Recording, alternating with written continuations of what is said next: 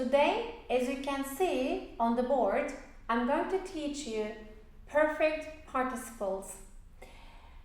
In my previous videos, I have worked on present participle and past participle. So before watching this video, I strongly recommend you to watch that videos because those videos include present participle and past participle forms and rules, and there are some details how you can choose present participle or past participle. In this video, we are just going to study about perfect participles. Let's see. I want to start with an example, and while explaining about this example, we are going to discover the rules about perfect participle. In this sentence, you can see there is an adverbial clause, and this is an adverbial clause, and I chose this sentence and I want to show you this conjunction first. After, before, since, as, because, while, or etc.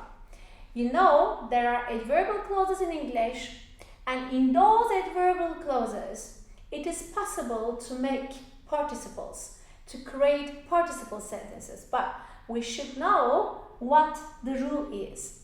So in order to understand the rule, when I discover an adverbial clause, I'm checking my conjunction first. Okay, this is an adverbial clause and adverbial clause conjunction after. And then I'm checking my subjects.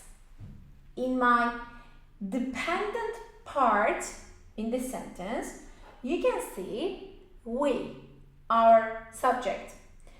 What is the subject in independent part? Again, we. So we can make a participle clause here, because our first rule, we're going to make a sentence in adverbial form. Okay, this is an adverbial clause, so we use conjunction. Our second rule that we should be careful about is that we should have two parts, same subjects. So in this part, what should I be careful, and why I'm going to check about verb, what kind of verb it is. After, okay, and then we, okay. After we, what is the form? What is the tense?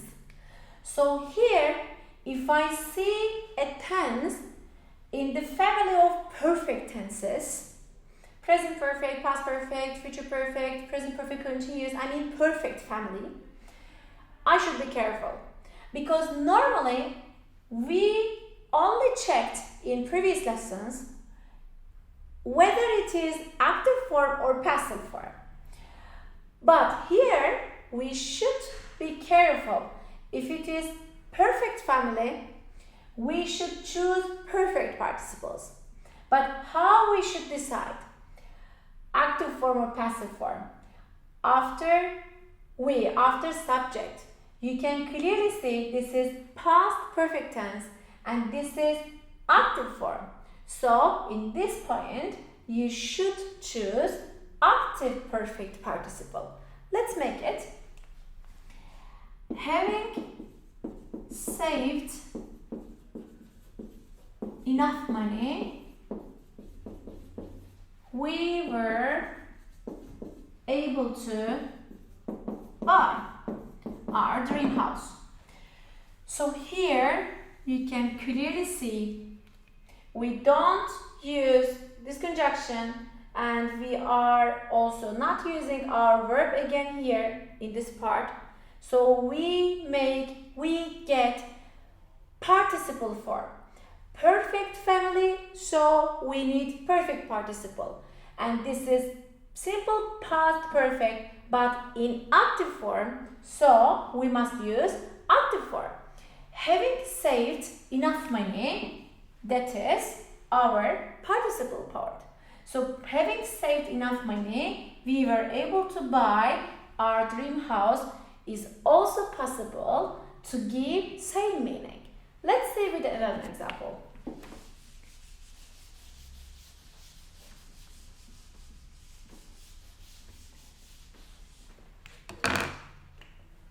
Since she had been warned about the bandits, she left her diamond at home while she was traveling. For example, there are some bad guys and bad people, and somebody warned her and they told her, be careful, there are a lot of bandits here. That's why I can make this sentence. Since she had been warned about the bandits, what did she do? She left her diamond at home while she was traveling, while she was having some fun around. So I see here an adverbial clause. This is a reason adverbial clause. So after seeing an adverbial clause, I should check now subjects. Are they same? Yes, they are same. She here, she here. So I can use, if I want, if I prefer, I can use a participle clause here. How can I make it? Let's see. After adverbial clause, after the verb, I was checking verb. So what is the tense? Perfect family. Past perfect. Is it active or passive form? I can see clearly this is passive form. In this point, you should choose passive form, perfect participle. Let's do it together. Having been warned about bandits, she left her diamond at home. So I can make a more economical sentence. So I don't have to make a long sentence by using conjunction. If I want to write as a whole part and by using adverbial clause, I choose in this way. But if I want to make participle form, I should choose according to the rules. According to our rule, after the subject, I can see the verb here in perfect family and in passive perfect family. So, having been warned is my rule. Having been verb 3. Having been warned about the bandits, she left her diamond at home is the thing that I must do. So, in English, of course, we are not using all the time in adverbial clauses. Sometimes we can see in relative clauses, in adjective clauses. Let's do some examples about relative clauses and then we can clearly understand how we use them. Let's see. I have a friend who has learned more than 5 languages. So, in this sentence, you see, there is a relative pronoun and this is a relative clause. And by using relative clause, we define some people, some items, some objects or animals, something I mean, somebody or something. So I give information about my friend. So I see I have a friend who has learned. If I want to make this sentence, if I want to convert this sentence into a participle form, I must be careful about pronoun. After this pronoun, I will check the tense. What do you see here? Present perfect tense. So what is the structure? Active form or passive form? You can clearly see, of course, this is a present active form, perfect active form. So how can we do it in a sentence by writing past participle, present participle, or perfect participle in related clauses? All the time I write, I have a friend, and then I never use pronoun, and after pronoun, according to my rule, this is perfect family and active perfect family, having learned more than 5 languages. So, after the person that I want to define, that I want to describe, having verb 3 is the structure. If I want to use perfect participle, I must use in this way. I must form in this way, because after pronoun I can see perfect tense, I can see active voice, so I must choose this rule. If it is in passive form, of course, you can guess now very easily. You must choose B part. Let's see. I have a friend, a similar example. I have a friend who has been robbed by her relatives.